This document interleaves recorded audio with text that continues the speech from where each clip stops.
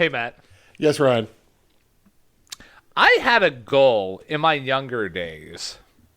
I nearly wrote my will, but I changed my mind for the better. Good. Yeah, life, gives you lemons sometimes.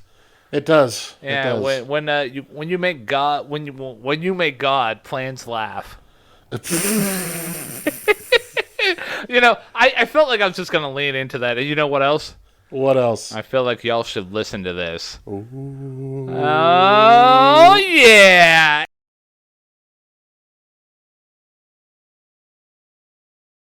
And welcome back, everybody, to the best music podcast out there, hosted by two men in their early 30s that currently have facial hair. Yes. It's a very specific demographic that, I'm surrounding us with right now. Mm-hmm. I might be misusing the word demographic, but I digress. I'm leaning into it. Hey.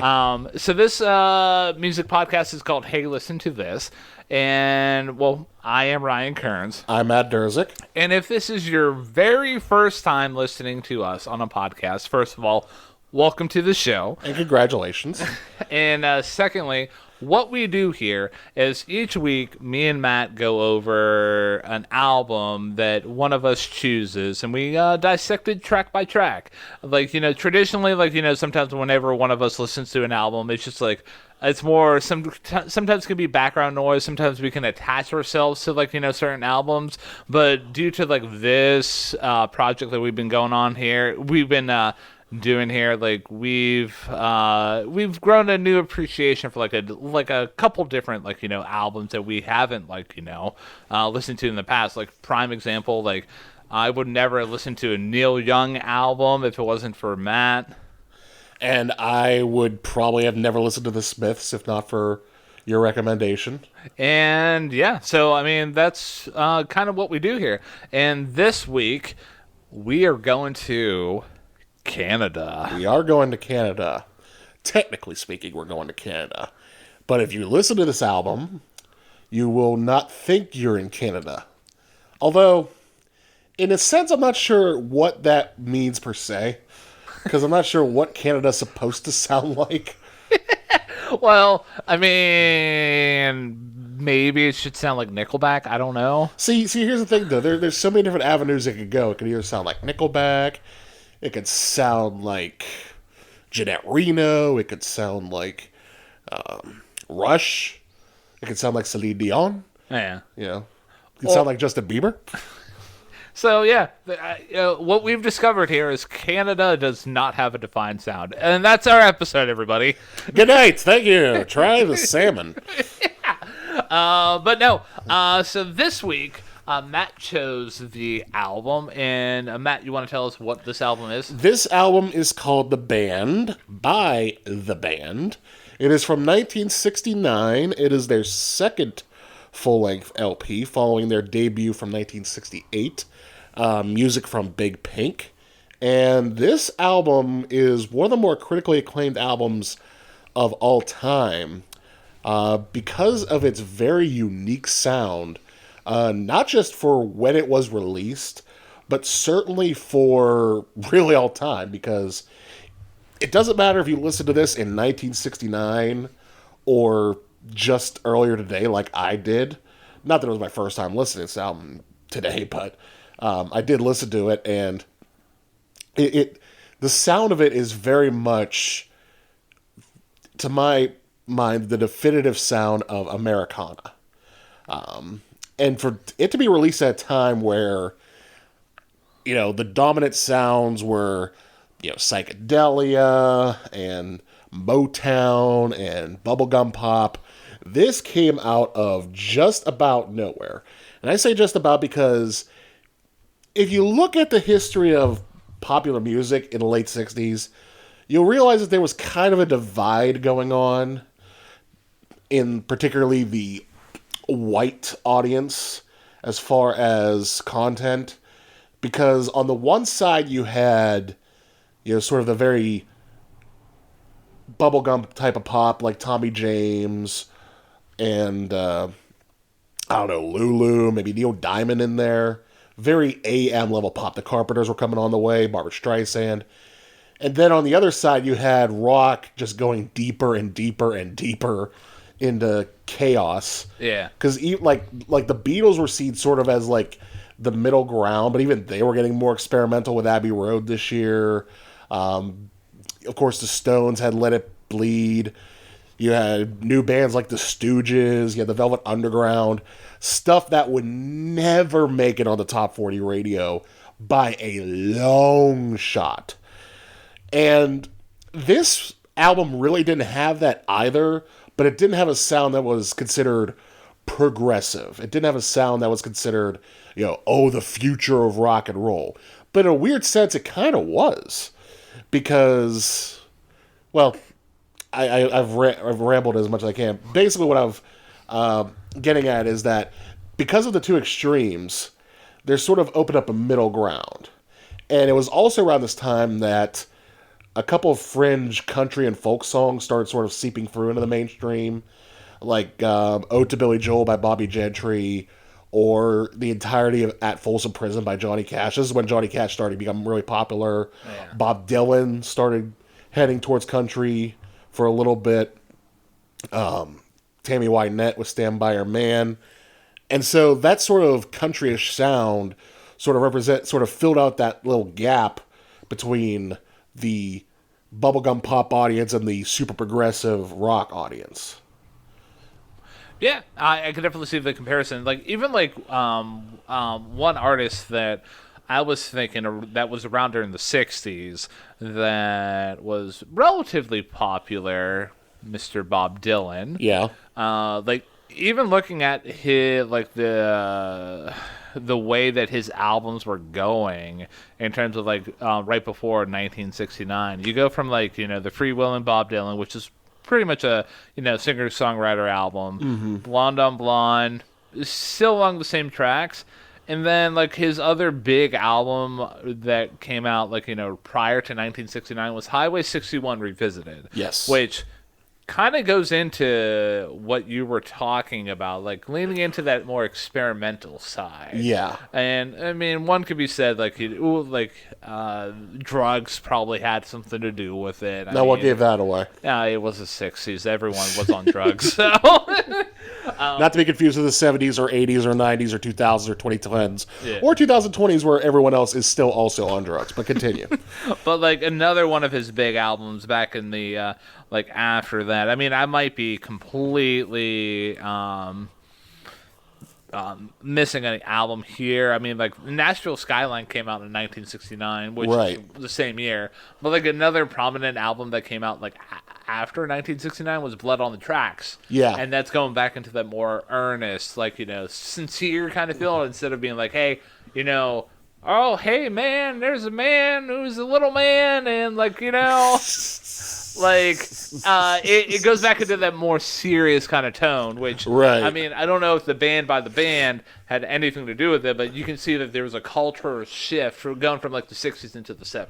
I'm kind of glad you brought up Bob Dylan because that is how the band started. You may not know that during 1965 and early 66, a lot of the members of his backup band were who would become the band. Wow.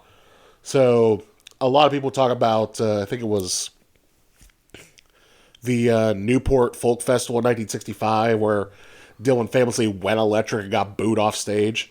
A lot of the members of the band were behind him for that show. And then on Blonde, I forget which track it is, but they are actually the backing band on one of those tracks.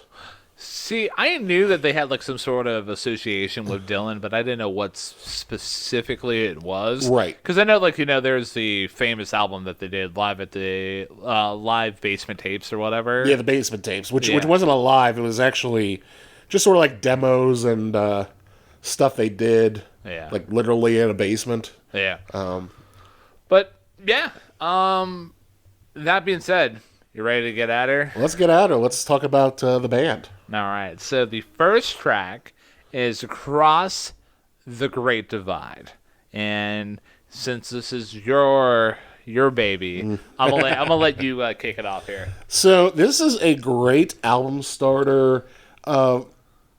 Almost, listening to it for another go round today, it almost sounds like a theme song, to the great American mythos, or we're gonna take a trip back to the 1860s. We're gonna go across the Great Divide, Yeah. It's very upbeat and smiley in a sense, and I like it. Yeah. I think Richard Manuel's vocal on here is very good. It's just a very relaxing song. It kind of gets a little crazy at times as far as lyrical content. Yeah. But it starts out with the opening where it almost seems like an orchestra leading in to this sort of folk tune, and sort of shades of Aaron Copland, and then it just sort of eases back into this sort of do do do do do do do do do do. And again, I think it's just a really solid album opener. Yeah, I would absolutely agree. And if anybody has been listening to the show for maybe a hot minute now, knows how I dissect music. When there's not a whole lot of lyrical depth that I can latch onto. Sometimes I can be found outside of my wheelhouse. So, this album specifically, it Challenged you. It did challenge me, but in a good way, though. Spoiler alert. I had a pleasant experience listening to this album. To what extent, you all will have to see at the end of the episode. But talk about Across the Great Divide. This kind of almost seemed like a mission statement in terms of hey, this is what the band can offer. Oh, hey, the vocals aren't nearly as important. Yes, there's decent lyrics there, but nothing really to sink your teeth into. And the band is doing a great job developing a very great groove, but not one instrument in this specific song really stands out. It's more about how the band's able to construct excellent compositions and how they can play off of one another. Yeah, exactly. And again, they're for as loose as it sounds, it's executed so tightly. Again, Levon Helm, who's the drummer for the entirety of the record and the singer on a few of the tracks, the way he just gets a groove going is just, it's beautiful. It's beautiful. The harmonies are fantastic. Yeah. Garth Hudson on piano. I'll just say it now. He's the unsung hero of this entire album. Yeah. 10 out of 10. But yeah, just a very strong opener. And the one thing I don't think we mentioned in our dissection of the band being the band is that, we talk about this being Americana, but 4 out of the 5 members are Canadian. So it's a little jarring to think, oh, well, here's a song that was clearly written, in the great heartland, but that's not where they're from. So they went with a style, and they just executed it to a solid perfection on this first track. Once again, disproving that Canada does not have a defined sound.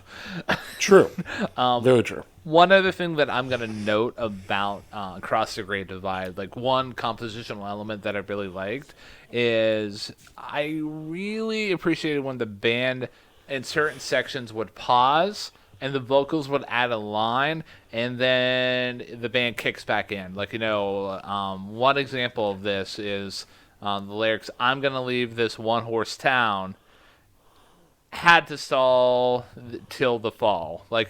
Yeah. I like those, you know me by now. I'm a sucker for, moments like that where I'm the band could easily just done a nice little groove and, maybe added, a guitar lick over that.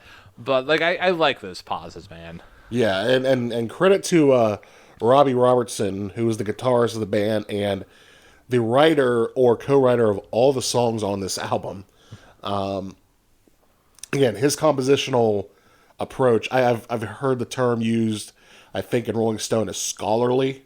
It's a very scholarly way he composes these songs. And again, as loose as it is, everything is right on the money. And you nailed it with, talking about those little moments where they could have just kept like trundling along and just sort of, play their hearts, because like, no, we're going to make this move here, we're going to stick with it, and we're going to go with it, and they did. Man.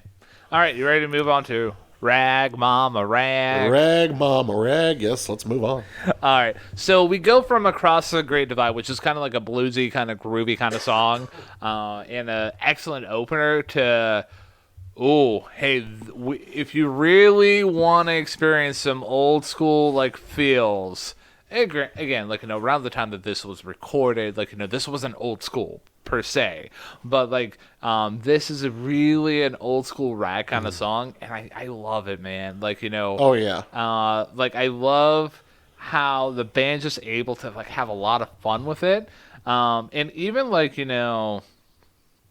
talk about, like, specific moments where the band really chooses to, like, execute like great compositional skills.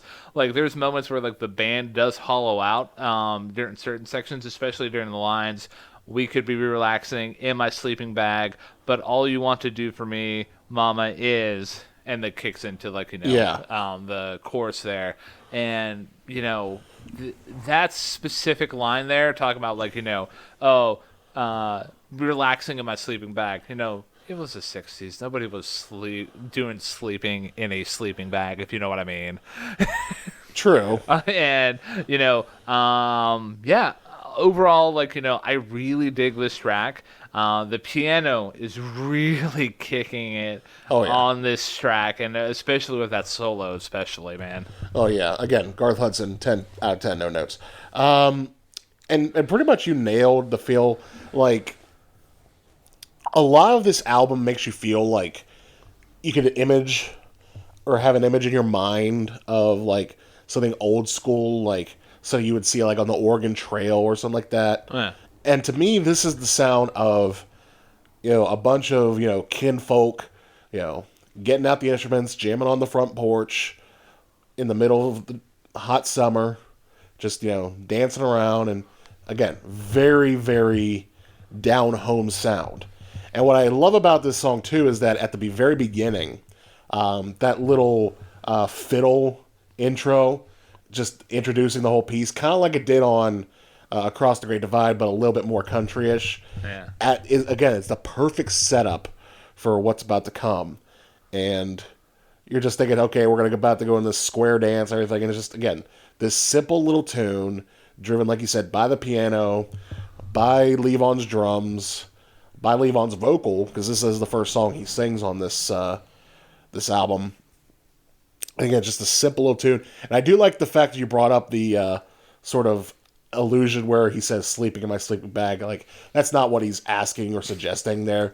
Yeah. But the fact that he's doing it so coyly is a nice touch, too. Yeah. Because, this is around the time where, you had the likes of Jim Morrison, like, being about as sexual as possible on record, or Mick Jagger going down to the same... I mean, this is the same year that Honky Tonk Women came out, and that really just got right up to the line of coyness and didn't really leave too much to the imagination. Whereas this, I mean, you kind of get what they're implying, but it's done in such a wholesome way, in a sense, that it fits right in with the tone that they're going for. Yeah, absolutely. I mean, not much else to say about this track here. Like, pianos, drums are killing it on here, especially with the fills. Nice moments here throughout here. Is it one of my favorite tracks off the album? No, not a bad track though. It's a good track. I would put it like, I mean, to be honest with you, there's only one track that off this album where I nitpick. So there's not really a top half. It's mainly like, here's that one track that I'm a nitpick. Here's like the rest of it's kind of grouped together, and here's my top 3. So, and for those of you who are watching on the video feed, you were able to see what I was doing there. Otherwise, way to bring that joke back from the past. Yeah. Otherwise, the rest of y'all are kind of left in the dark. I apologize about that. Anyways, you ready to talk about the night they drove old Dixie down. The night they drove old Dixie down, I'll take this one. One of the more heralded tracks off the album, and for good reason. Again, we talk about the imagery that is presented on a lot of these tracks. And of course, the image that they're going for here is the image of, living in the days following the Civil War. And just as a quick aside, for those of you who are wondering what's up with my voice, my nose is a little stuffy, so just know that going forward. Anyways, so, again, this is just a phenomenal track as far as execution. Levon's vocal is just stunning on here. When he talks about, my name is Virgil Kane and I rode on the Danville train, or I worked on the Danville train, you can almost envision, a bunch of raggy guys just sort of, working on the train tracks and going home to their lives and just doing it all again the next day. And again, the vocal's fantastic. And I've talked about the drums. They are good here too. They're not the main point. The keyboards on this track. Not just the piano, but sort of the grand hall piano that's being played, but also the melodica that's being in use here by Garth Hudson just carries the track. And the harmonies on the vocal where everything just comes together with the piano. I think Helm is singing along with bassist Rick Danko. And the drums go into those triplets. Just, it takes you back to a time in which nobody at that time or anyone listening now was alive. Yeah. But you can envision it so clearly based on maybe, again, you may have to have a tiny bit of knowledge of what the Civil War looked like in order to go with that, but it fits with the general demeanor of what the band's doing, and it's become a standard to the point where Joan Baez covered it a couple years down the line in a more gentrified way, in a sense. Yeah. But still, a great tune. I wouldn't go as far as saying it's my favorite on the album, just because I think it's, I don't know. I like it. I like it a lot. But there's some other moments on this album where I'm like, whoa. And because of those, whoa, puts a little higher than this one. When I came across this song for the first time, this is where, especially when I did my lean-in dissection of the album, that I was just like, oh, okay, so this is what the band can really bring to the table. It's nice having the grooves of Across the Great Divide and, the old-school kind of feel of rag, mama, rag.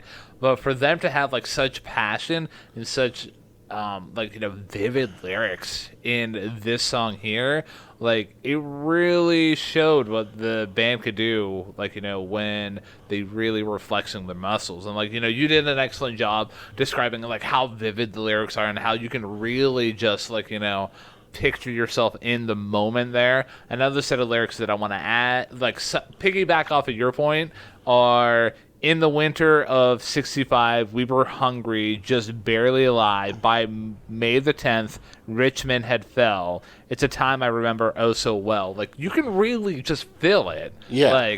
For them to do,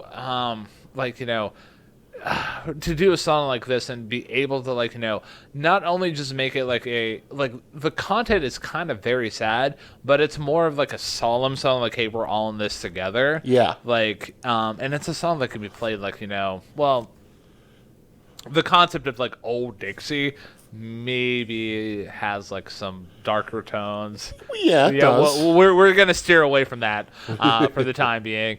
But even if you just swap out old Dixie, you could just say old Tex down or something like that. It could really be a good country staple that can even be covered nowadays by modern country artists. But, moments here that I love, especially on the compositional end, is, how the drum rolls that lead into the chorus and how it helps that pop even a little bit more. Yeah. I really did appreciate that. And, there's moments where the piano pauses the track after the chorus, and then the band kicks in with the next verse, which is another excellent touch, man. But yeah, overall, like I think we both hit the nail on the head. Like this is a very good ballad song that with enough vivid imagery and enough moments of compositional brilliance that really propels it, like to the top of the list for in terms of like how awesome this band can be. Is it in my top three? No. The top three are coming relatively shortly, but like this may be in my maybe top 5 or top 4. So I might put this top 3. Yeah. I might. But because I think the one thing you were talking about, like sort of the problematicness, and I know that's probably not a word, but screw it. The problematicness of it being about Dixie. Yeah. I know where you're getting at, and I don't disagree, but I think, in a sense, that's not what they were going for.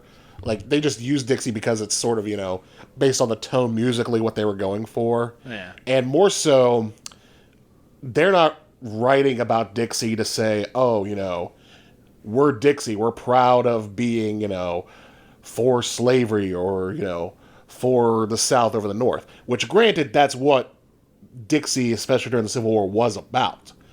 But this isn't a song about that. This is a song about, trying to make ends meet after the hells of war and just trying to survive. There's an element of humanness that, like you said, could be applied to anyone after any fight that they've been dealing with. Yeah. Now, whether you want to interpret that and say, on face value and say, well, they're Dixie, I don't care what they say, that's fine. But at the end of the day, a human being who lives in Dixie is still a human being. They have needs just like the rest of us do. Yeah, true. All right. You ready to move on? Let's move on. To When You Wake. When You Wake. All right. So I will take the lead on this track here. Go for it. So remember how I said like I had like a nitpick? Yeah. This is my nitpicky song here. Really? Yeah. So, and like there's another nitpick. There's a couple other nitpicks like later on throughout the album. But overall, like, this song has decent sections. But my biggest problem, man, is the chorus. It's kind of like a whatever kind of chorus. Like, it doesn't really pop. It doesn't really have vivid imagery. It might be like a production issue where it's like maybe if it was remixed and they brought up the levels maybe a little bit in the chorus, it might pop a little bit more. But overall, kind of a meh song in my opinion. I agree. Although I disagree with I won't say I disagree with a nitpick. I will say that this song is so like standard and meh that it kind of like went past my mind without me thinking, oh, there's something I need to nitpick here. I think it's pleasant. I think it's fine. Yeah. But you're right. There's really not a whole lot to discuss on this song. Like, in the context of the album, it's a fine song. It helps, keep moving things along. I will say this is probably the first song on the album that really doesn't reflect the Southern vibes that they were going with on the first 3. Yeah. Like, this more or less feels like a typical singer-songwriter folk song. Yeah. Which is not a bad thing, and as we'll talk about in a couple tracks, can actually be a very, very, very, very good thing. Yeah. But, again, it's just kind of a song that's there. Am I going to seek it out after the fact? No. But did I hate it? Also no.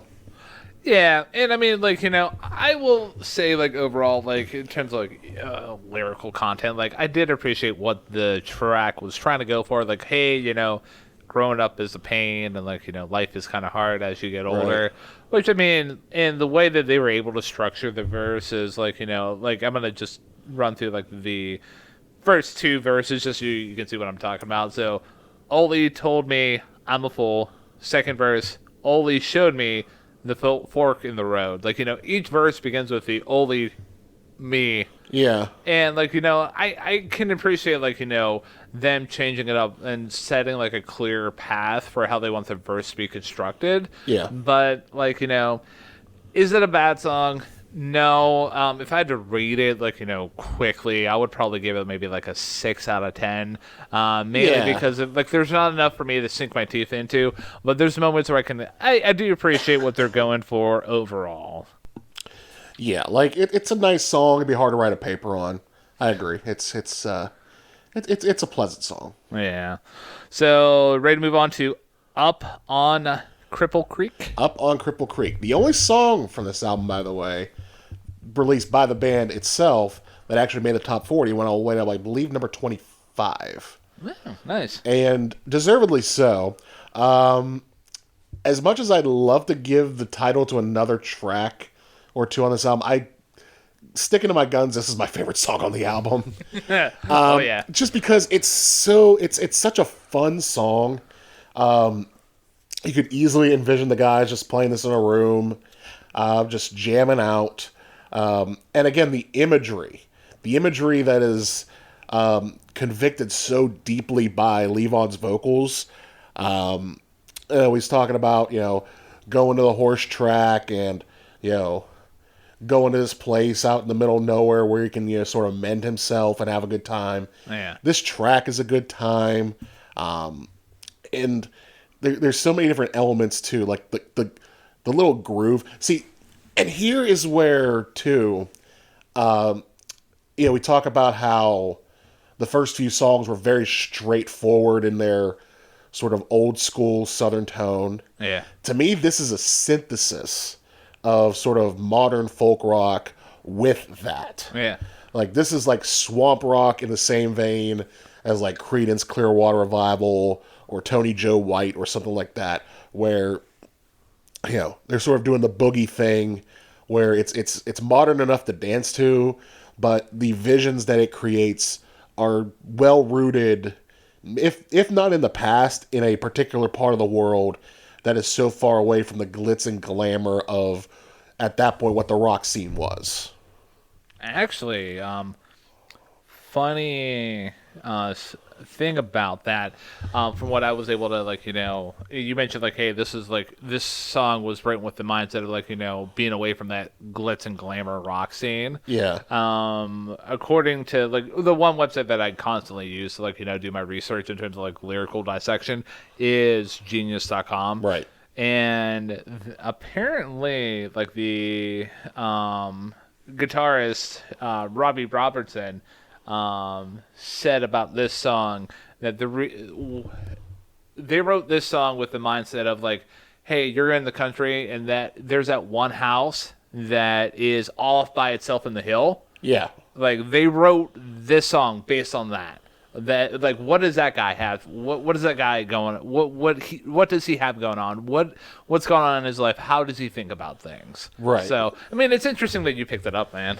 Oh yeah. Well, because I have friends, or I have people I know who are friends of my parents that sort of live in areas like that where it's sort of isolated off the grid, where you just you don't have much to worry about out there. You just go outside, enjoy the Mother Nature as it is, and if you can't, you just go inside and enjoy things as they are. Yeah.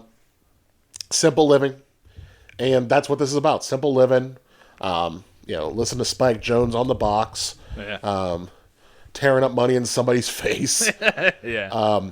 And I mean, the lyrics alone. I'm glad you mentioned that, because again, I think Robbie Robertson does a great job of painting a picture based off what he sees. Yeah. Which, if that's not art, what is? Yeah. And again, I mentioned the groove that Helm has with likes of Danko and Robertson at the beginning. The clavinet work by Garth Hudson, where he goes and it adds that perfect amount of swampiness to this swamp rock. Yeah. It is just a phenomenal. I know I've used that word a few times, but I'm going to still say it. It's a phenomenal track. And I would say, just for how fun it is and how groovy it is, it's my favorite song on the album. So, interesting thing about this song, and how you mentioned this is your favorite track off the album. Yeah. for a good majority of like my lyrical dissection of this, like this song was my favorite song. Wow. So it got bumped down to number 2. Oh. So it didn't fall down too far. But that being said, like, I can't really add too much onto what you were talking about because you did an excellent job basically spelling out what the song is. It's a very funky song. And, talk about, like, vivid lyrics. Like, 169, I want to specifically highlight that really exemplify this is when I get off of this mountain, where I want to go. Straight down the Mississippi River to the Gulf of Mexico to Lake Charles, Louisiana. Like, you can legitimately just see the journey that this guy's going on. Right. And, like, I would say I might change my mind about this later on, depending on, like, how I'm remembering, like, other tracks and how other courses go. But this is my favorite course off of this album. Yeah. Like, because like it just flows so well. It has no right to flow this well. Yeah. But like, it really does a nice job, like, really driving in that funky element and like how everything just it fits in so tightly. Yeah. I mean, really can't say too much else. I mean, it's pretty much a straightforward song in from what it delivers, but it delivers it so well. It really does. And I forgot to mention, too, before we move on, I mentioned Garth Hudson's clavinet work. Yeah. The organ stuff he does in the chorus, too, is just perfectly tasteful as well. He just sort of creeps in and, adds just the right amount of sugar on top of this dish. Yeah. There you go, man. All right. So you ready to move on to Whispering Pines? Whispering Pines. All right, so I will take the lead on this one here. So, in terms of like favorites off the album here, this at one point was my like up there in the top 3. But like as I got further down into the album, specifically with a couple of tracks that might be coming up here relatively shortly, like it was one of my favorites because this is a very tender and sincere ballad track, and it doesn't really have any grooves. Doesn't have like in terms of like up on Cripple Creek or like across the Great Divide. Doesn't really have that kind of like southern kind of flair. Like it's like so one comparison that I do want to make to this, and I'm gonna bounce it over to you. So. When we were doing our Punisher episode by Phoebe Bridgers, I was talking about like how Phoebe doesn't really have vocal chops in terms of like her range, but her ability to draw the listener in based on how she's delivering her lyrics and how she's emoting it make her one of my favorite female singers. Well, scratch the female singer off of there. It's just one of my favorite singers. Yeah. And in this track here, that's the vibe I kind of got. Like, it's one of the strongest vocal deliveries off of here on the album, but it's not about the chops. It's more about the emotion and the message behind it. Right.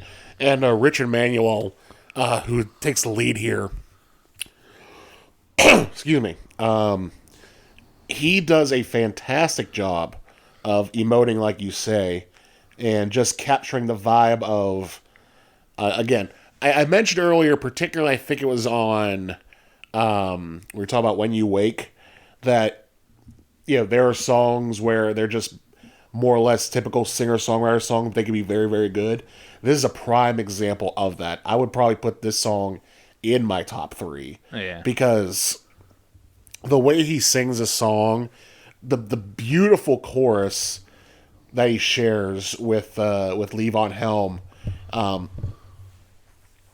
it almost sounds like a hymn in a sense. Yeah. Like a hymn to see the one thing I'm always like kind of like taken aback by the track. Not that I wouldn't say I don't care deeply, but the music always overpowers it. I never understood what this track was about.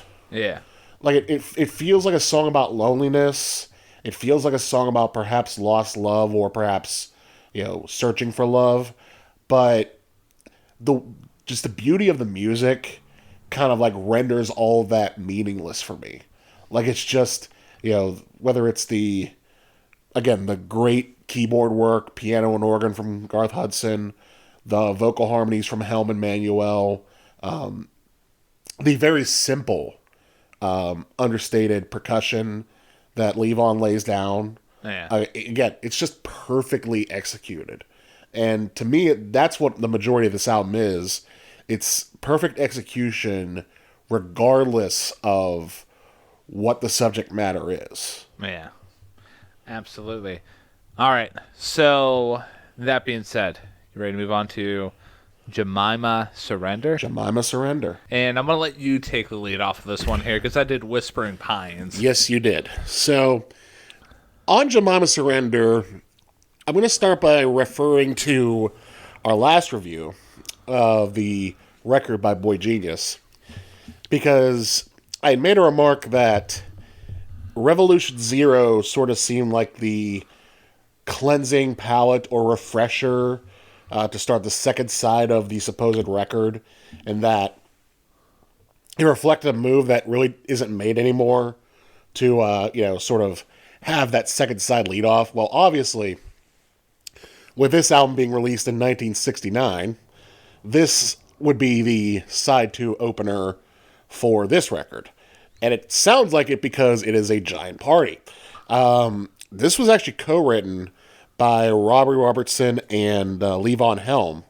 And you can kind of tell because I've read interviews. I'm not sure if it was the interview he did for Modern Drummer or Rolling Stone. I want to say it was the Rolling Stone one, where he was talking about how, as a young kid growing up in Arkansas, that he would go to these shows or sneak into these shows where, bands are playing and they might have a, dancing girl and the girl might be down to a bikini or something.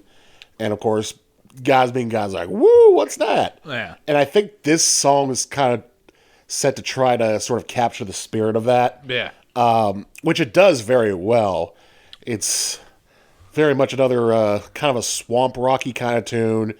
Very piano driven, very southern in a sense. Probably, honestly, I know, like, we've talked about how Rag Mama Rag and The Night They Drove Old Dixie Down were very much rooted in southern vibes. Yeah. But I'd probably say this is the closest we've come to straightforward country music on the album so far.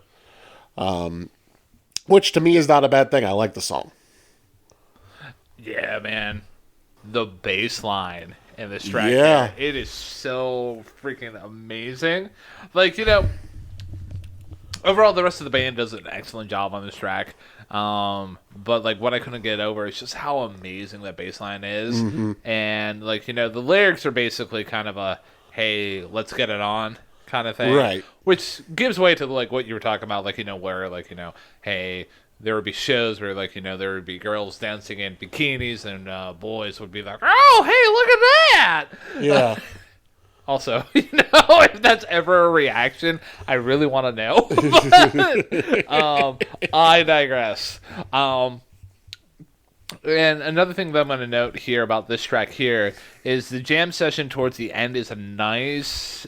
it does feature, like, nice moments of, like, sax licks and, like, guitar lines. Mm-hmm.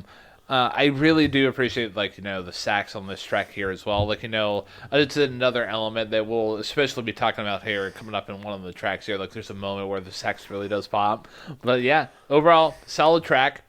I put it up there with, like, maybe, like, Rag Mama Rag in terms of, like, where I would place it in terms of my favorites. Like, I'm going to put it in the bucket of, like, good song, knows what it's doing, it's staying in its lane. Does it well. Stays hydrated. But is it like, that nice, like, is it like, does it hydrate you to the point that you get so excited that you want to go punch like a baby dolphin? Maybe not. Maybe not. And maybe... Like, also, hopefully none of these songs do that because that's just cruel. I know. I can't believe that came out of my brain. But... I kind of can. That's a scary part. Yeah, you know me too well, man. But, yeah. Overall, Jemima Surrender, solid track. Ready to move on to Rocking Chair? Yes. So, I'm going to take the lead on this one. And this is... See, this is the point where, like, I have a hard time ranking my top three in this album. So, so far we have Up on Cripple Creek, and now we have Rocking Chair. Two of the songs that are in my top three. Maybe by the end, when we finish off with the last track, I'll give my official ranking. Okay. Because even I was taking a look at my notes here. I wrote, oh, hey, this is my second favorite. And for those of you who have been keeping detailed notes, one, okay. Two, two, when we were talking about Up on Cripple Creek, I said that was my second favorite. They both can't be my second favorite track. Like, they can't be tied. True. So, I mean, in theory they can. But what I really did appreciate about this track here, we want to talk about real down-to-earth country, like real country. This does it. To a bloody T, man. This almost seems like a conversation that the singer is having with, somebody that's much more mature, much more older than them, talking to them about life. Or, hey, it could be a version of themselves in the future that, or maybe, now this person is experienced, they're looking back on their younger self and they wish that they could have this conversation. Hey, you might want to go across the Great Divide, but let's be real with one another. You gotta slow down. You gotta enjoy life while it lasts, because it will fly past you, man. Mm-hmm. So, and this is another moment where, this album brought so many moments where, I can, I don't want to say contradicting myself, but the chorus off of here is so freaking nice as well. I really, really like this song, man. Yeah, I like it too. Maybe not as much as you do, but I remember listening back to it today, and I'm thinking, oh yeah, that's actually, it does exactly what you said. It takes you See, to me, if Rag Mama Rag was a dance time tune on the front porch, yeah, this is more like a lullaby, more of a sentimental sit down and let's, listen to this type of song. Yeah. Very slower, more philosophical in a sense. And again, the vocal harmonies on the chorus sort of bring that home. Yeah. It's I really can't add much more than what you suggested. I wouldn't put it in my top three, but I can understand why you would. Yeah. A couple of the moments that I'm going to add to this here is I like in the transitions from the verse to the chorus, where it's almost like a gentle laydown of and this is where we're at. And another compositional element that I really did appreciate is whenever the line "Slow Down, Willie Boy" was sung, and the track does slow down. It kicks back up into its normal pace, but that was a clear moment that they wanted to highlight. Yeah, can't say enough about it. So, gut feeling right now, I'm gonna call it. I'm gonna say, okay, Rocking Chair, then Up on Cripple Creek. So that's 1-2 so far. 1-2 so far. All and right. I'll let you know when the last song in my top three pops up, and I'll give a ranking there. So. Okay, just to give you a heads up, I think my top three is pretty much already established, but I'll go over it at the end of the episode too. Okay, and this is where I really appreciated you suggesting this album, because there's so many moments I'm I've never experienced this before. I've listened to stuff like this, but I never actually leaned in and listened to it. Right. So there's so many moments especially with an album as good as this one, where I'm oh well, I can't formulate a solid opinion even when I do this in terms of listening in and notating, but after having a discussion with you and really dissecting it, it speaks to how awesome this album is. Right, and it really is a awesome album. So that being said, ready to move on to Lookout Cleveland. Oh yeah, man. All right, so I'm gonna let you lead this one off. So this track is a little bit of a different pace Okay. compared to, well, in a sense, because I was talking earlier about how songs like Up on Cripple Creek, and in a sense too, Jemima Surrender are sort of a synthesis of mixing old with new. Yeah. It is another one in that same direction because the verses on here are very much sort of a easygoing, sort of rocking chair type of song. Not like rocking chair, but more like Rag Mama Rag. But the choruses are more of a straightforward rock, which I think is very driven by Levon Helm's drumming. The way he gets the ride cymbal going, and Robbie Robertson with the guitar chords and slashes. Yeah. Very, very powerful sound on this track. Lyrically, not really much home to write about. Basically, a song about two cities dealing with storms that come in, whether it be Cleveland or Houston. Why they chose those two, I have no idea. I don't care. But yeah, it definitely has the feel, especially in the choruses when he's talking about, when we heard the word, like, is it the word of there's a storm coming? Is it the word of God? Like, it could go both ways. The fact that it could is very much rooted in the mythos of this album. Is the bird the word? But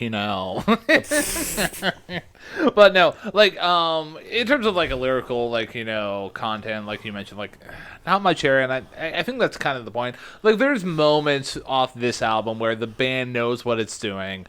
This track here specifically, I feel like, is more about, just showing what the band can really jam into. Props to you for pointing out how clearly defined the verses and the choruses are in terms of what they bring stylistically, because that was one thing I noticed right away with this track here. I really do like the chorus off of here. It's not one of my favorites because I'm sticking to my guns on my top three because I don't want to be that indecisive while talking about this. But moments that I want to highlight off of Lookout Cleveland. There are moments where the band pops, up in certain sections, and the band gets settled back in with a nice guitar lick. And I like moments like that, man. And also, that's pretty much it. That's the only other section that really stood out. I really, it's... like you kind of alluded to, it's up in that it's in that bucket of Up on Cripple Creek, Jemima Surrender, and Lookout Cleveland. All those are in the same kind of bucket. Yeah, knows what it does. Very good at doing it. Yes. So that being said,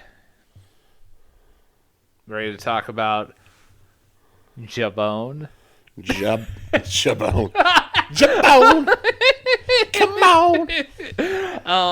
But no. So the next track is called Jawbone, and just bringing up the lyrics here. One thing I noticed specifically about this track right away, is I like the opening where it's it's almost almost kind of like Walla-ish, where they talk about Jawbone, and it almost feels like the band's bending notes around that lyrical section. Mm-hmm. And overall though, this might be another nitpicky kind of track for me. Okay. And it's mainly because it's kind of a weird song. It's not a bad song, but the way that the chorus and the verses are structured, it's a whiplash effect. Mm-hmm. And even on a production issue on the chorus where it just seems like the vocals are hand way over here. And again, not to be that kind of nerd, but that's something I noticed. Am I looking for bad things in tracks? No, not necessarily, but like it was something I definitely noticed, man. And I wouldn't go as far as saying it's bad, but it's definitely off-putting. Yeah. As far as the structure, it is interesting how the song, because I looked it up, it's actually in 6/4 time. Oh, okay. So a little stranger than your usual rock track. But that part didn't bother me so much, and I thought the lyrics were pretty, solid as far as, I do like whatever he sings, I'm a thief and I dig it. Yeah. But I'm dead on with you. I wish it would have been produced so much better vocally, and really for that alone, this is my least favorite song on the album. I can definitely get behind that. Like, I might have had my nitpicks about what was the track that I didn't like. Oh, When You Wake. But in terms of like overall like least favorite, right there with you, man. Yeah. And what's weird is that again, going back to last week, we kind of called this out on Without You, Without Them, but it didn't bother me as much with that because it felt like there was enough musical muscle behind the vocals that sort of elevated it to not worst. Yeah. Not the case here. It just feels like the vocals are so far away, and I get what they were trying to do, but they just, in my opinion, they didn't really execute it really well. Yeah. Outside of the vocals in the chorus, like, a couple sections that I want to highlight here in this track. The guitar solo section is good. I can dig it. And the way that the verse moves from a funky ragtime kind of feel to a rock feel, it's kind of nice. Right. But then go from that to that rock feel to that kind of empty chorus where, like, the voice is, like, kind of out in left field there. Yeah. Then back into that kind of like funky ragtime. It is a true whiplash. It really is, and I feel like the problem they ran into, and it may have been a critical decision or perhaps just a composition decision by Robertson, is that it feels like the verses are fine being in 6/4. It feels like the chorus should be in 4/4 because they just they leave so much empty space in the chorus, and you're just like, you could have just switched it up and we would have been fine with it, but they just sort of, let everything stand pat at 6/4, and it kind of brings the track down a little bit, I think. Yeah. I mean, I think you nailed why I feel like the chorus is so empty. So, excellent job there, man. Thank you. Yeah, you're welcome. So that being said, you ready to move on to the unfaithful servant? Yeah, sure, let's move on Faithful Servant. I'm curious to hear how that's going to sound later on. Yeah. But anyways, I'll let you take the lead, man. Okay, so this track is a bit more of a singer-songwriter track, kind of in the same tone as Whispering Pines or When You Wake. I believe this is Rick Danko singing lead on this track, and it's a solid track. I do dig the fact that they betray their Canadian roots by saying that they're sorry, which would be the most notable time any Canadian singer did that until the year 2000 when Nickelback did it and went to the top of the charts. And now we know what Canada sounds like. This is true. that is how you can tell. Yeah. When they say sorry instead of sorry. Yeah. But aside from that, I really don't have much to say about this track. It didn't stick out to me that much. I thought it was fine. I thought it was. I believe I'll defer to you for lyrical analysis, because I do know that there is a bit of sort of a sympathy and empathy towards the unfaithful servant, where it's like there's almost a tone of, it's a shame that you did this and you're going to be punished for doing this, but I kind of don't want to punish you type of vibe. Yeah. But aside from that, at this point, I was just kind of like, yeah. And I think it's because of the sparse backing behind it that sort of follows the same mode as Whispering Pines, but not quite as polished as it. Or it just kind of existed to me. It's not a bad song by any means. It's a good song, but yeah. I have one question for you. What's that? Are you ready? Okay, so all throughout, this album here, I alluded to my top three. Is this the other one? This is the other track I here. was wondering if it was going to be this one. Yeah, you know me. You know me. I know you. I'm a sucker for singer-songwriter kind of tracks like this. So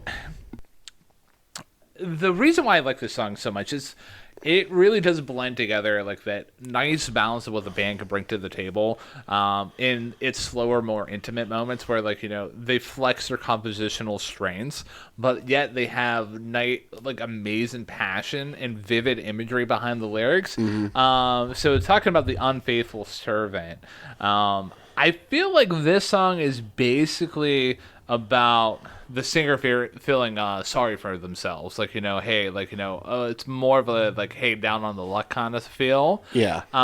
And in terms of compositional elements, one note that I really that really kind of did pop this into my top three is, let's see here. So the singers talk about he can hear the whistle blowing, and then that sax line comes up, and that's a nice little garnish on top there.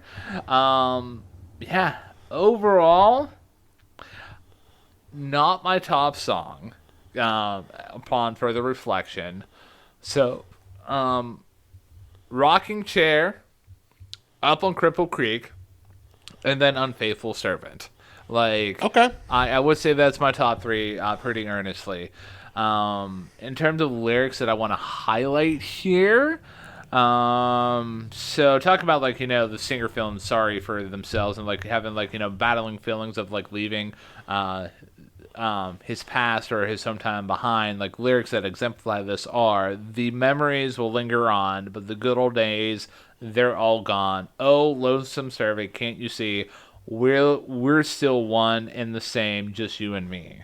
And yeah, in another moment here that the band does flex some good compositional elements, and their muscles are where the band does slow down and highlights the lyrics of "she really cared, the time she spared, and the home you shared."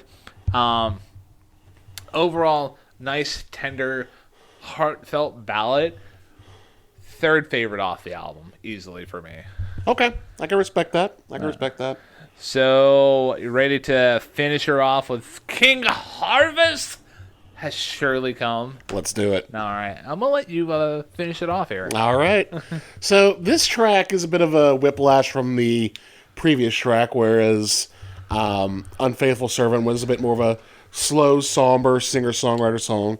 This one is a bit more up-tempo, but definitely not in the same fun sense as Up on Cripple Creek or Jemima Surrender or Rag Mama Rag. This just feels... This is a sort of a track outlier on its own in a sense. Yeah. In fact, you could very well say it's a solid bookend to Across the Great Divide. Because while Across the Great Divide was very much, in a sense, takes you back in time, it almost feels like King Harvest to Surely Come is probably the most modern thematically and sound-wise on the album. Yeah. Because it's basically about, a guy growing crops out in the field, and that's a sort of ruralness or mishmash of ruralness with modern situations like being part of a union and watching your crops burn away and bringing the carnival to town. I mean, there's towns around here that still do this. And for the record, when we say here, we're talking about the Pittsburgh area and surrounding. Yeah. Not to dox ourselves, but the point is that it's still a very modern song in that regard. Yeah. And the sound is modern too because even though we had heard some elements of this up on Cripple Creek and Jemima Surrender, it definitely feels like it's a bit more straightforward than the other songs were. Yeah. As far as the beat. I like it. I think it's a great album closer. I like the organ work on there. I do like sort of the hauntingness of the chorus where everything just sort of drops out and all you hear are the vocals. And then leave on with the little cymbal flourishes, whether it's the hi-hat or the ride, before getting back into the main beat at the end of the chorus. I thought that was a nice little compositional touch too. Yeah. Yeah, I think it's a simple song. It's a nice sort of splashback to reality. It kind of reminded me a sense of the song at the end of Beyonce's Lemonade, which we may talk about somewhere down the line, which is sort of like this callback to what rock is or what timepiece you're in, where it's like I wouldn't call it fan service, but it's definitely sort of a comeback to reality after this trip, so to speak, across the Great Divide. Yeah, yeah. So, overall, you did an awesome job describing the song. A couple things I'm just going to piggyback off of. I do love how when the band's really tearing into this track, they're really tearing into it. Oh, yeah. I feel like this is I could be mistaken in this, but this is the most tearing into that the band does in a track. I'm gonna disagree with you respectfully on the chorus. Like, this is my least favorite part off the track. Like, it's a whiplash, and I don't feel like it could be, again, a production issue. Maybe I need to listen to more albums from the 60s to get over my production itch. Like, ick off of this album. Itch. I digress. But, like, it's a whiplash effect, and overall, is it a bad song? No. Is it my least favorite song? No. Maybe, like, because of that section, it might be my second. But it's kind of hard because, like, outside of the random low chorus that happens, like, the band tears into it pretty nicely, and I can't really overall complain about it. This track left me feeling like, happy and frustrated at the same time. Maybe it's just like, how It's almost kind of like the end of a roller coaster in a sense. yeah. Other than that, other sections I want to highlight here is like how the jam session that happens at the specific point of the album. It begins with a bare guitar solo, and it's very interesting, but then it builds into a whole band jam session. It's very nice. I can really dig it. Yeah. But yeah, that's all I have to say about King Harvest Has Surely Come. You have anything else to add? Not really. I mean, I think it's a nice album closer. Yeah. You compare it to whatever it is, a sort of splash of cold water to the face or a roller coaster ride. Yeah. Not the worst thing in the world, but at the same time, definitely a reminder that we are back in, the modern day and age. And ironically enough, the song subject matter is so timeless that it applies even here and now. Yeah. All right, man. Well, we did it. We did it. We discovered what the band sounds like. Yes. We talked about the band on the band and how the band sounded on the band. And we also discovered what Canada actually does sound like. Well, we'll use this as a starting point. All right, so let's talk about ratings. Since this was your pick, I'm gonna let you choose who goes first, you or me. I will let you go first. All right, so overall, though, like like I said many times throughout this episode here, man, like this was a challenging album for me. Like when I first listened to it, I'm like, that's nice. Like, in terms of like an overall experience. But then I thought about, oh crap, like, I don't really remember anything off this album. It kind of just flew on by me. And then when I did do the listen in, I was just like, oh, okay, there's some really awesome sections here. Like, there's some production issues, which I'm not going to ding the album too much for because, I mean, again, 60s, like, right, technology is not where it is today. And like I mentioned, like there's moments where the band really does mend well together with vivid passion, and like like the band can really tear into like tracks like Up on Cripple Creek, Jemima Surrender, and yeah, there's a couple other examples that I could be talking about. Like there's choruses that pop really nice. Yes, there's whiplash effects, but like hey, if I'm not gonna fault the band for like trying something a little bit different and trying to change up the musical styles. It's not going to make it a perfect album for me, but overall, I'm rating this album a solid 8 out of 10. 8 out of 10. Okay, Yeah. I can get behind that. For me, this album very much is. It's almost like going to a museum or an antique store, or just in like an old timey house. It just does a great job for the most part of sort of taking it back in time, and in a weird way, sort of making it timeless in a sense. And granted, I don't think it's perfect either. I mean, there are a couple missteps like Jawbone. I'm not a huge fan of. Songs like When You Wake just sort of go on by. And even like some of the better like choices, like even like Rag Mama Rag, or even to a sense Rocking Chair. Yeah. Again, like they're very good, but they're not necessarily like, to me, like overtly like so like good, like, oh, I have to have this again, like so much. But that being said, I think it's a fantastic album. And I'm trying to think where I would rate it. I'm gonna say this is an 8.5 for me, because realistically, like, to me, like, I thought about like whenever I gave like Punisher an 8, and like that's sort of like been my benchmark. Like, do I enjoy it more or less than that? And I'm thinking I enjoy this one a little bit more than that. So 8.5. All right, cool. So in terms of next album recommendations, like where, like, if you're somebody who, like me, doesn't really have that much of like an old school country kind of like, listening experience, and if you enjoyed the band but you want to go back into like, stuff that you're more familiar with, the album that I would recommend is an album by Kings of Leon, and the album is Aha! Shake Heartbreak. A lot of old school, like, southern grooves to it.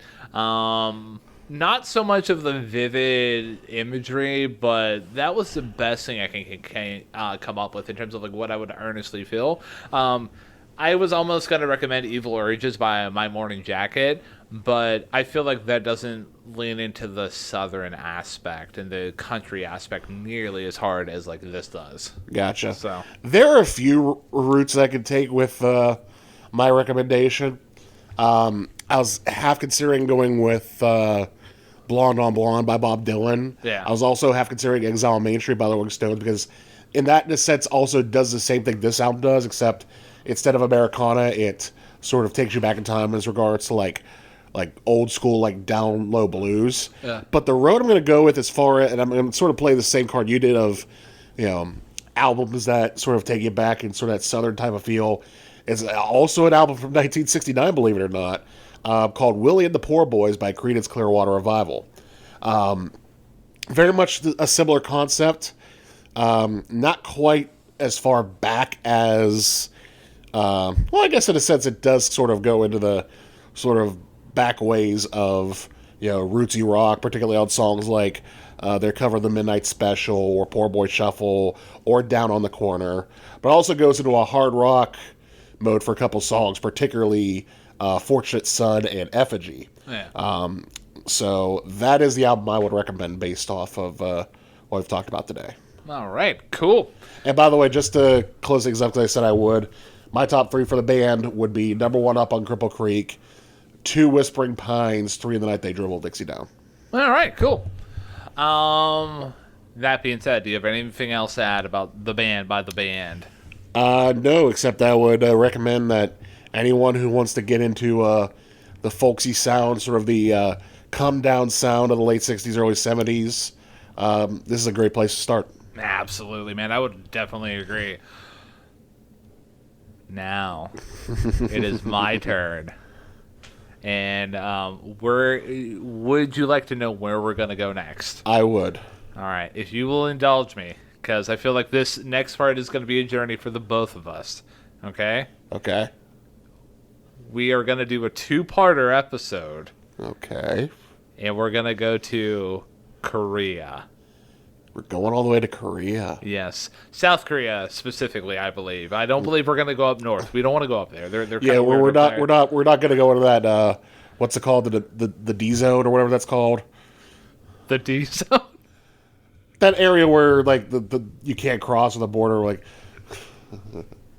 Oh man, no, you definitely got to keep that part in because I honestly don't know what that line is called, but like if for all intents and purposes, it's going to be called the D zone. Cool. All right. And also for these next two episodes, because we're both not fluent in Korean and we don't know the culture over there, I feel like we should bring a guest on for our next two episodes. That's probably a good idea. All right. So if anybody is listening at this point, one, thank you. But two, if you're all like, who's the guest going to be? Well, you're going to have to wait until next week to find out. Yeah, we're going to make it a mystery for you. Yeah. All right. So that being said, if you've made it to this point in this episode, obviously I think you like what me and Matt do here. Yeah. I don't think we have too many haters that would listen to the band by the band album review by us and get to this point after we gave it a very favorable review and be like, no, I hate the band. Yeah. If they made it this far in the episode, they probably haven't said to themselves, "Oh, what are these schmucks thinking?" Yeah, but if you do like us and you do like what you heard in this episode, the best way that you can support me and Matt at this point is rate this podcast on your podcasting platform of choice. If you're watching this on the YouTubes, give this video a thumbs up and hit subscribe on that channel page right there. We're basically on all podcasting platforms right now. If you want to find us on all social media platforms, we are at the tagline TT Hey Listen. And if you want to give us an episode recommendation, we will gladly cover any episode recommendations that y'all have. But if you want to give us a recommendation, contact me and Matt directly. Or, hey, you can throw us an email at ttheylisten@gmail.com. And, yeah. That's pretty much it, man. That's pretty much it. Yeah.